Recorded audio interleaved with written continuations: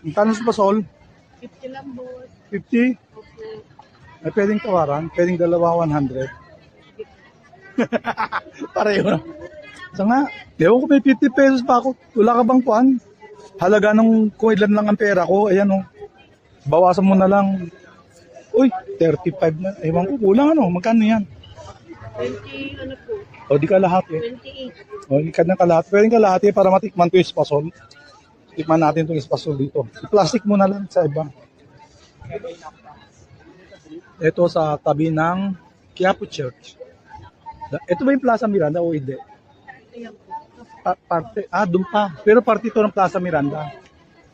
Ayan, titikman ko lang espasol. Gawa sa kanyan, no, bigas. Huwag mo na lalagyan ng coco ng utap na yan. Huwag ng powder. Salamat po. Para hindi magbilit. Patol.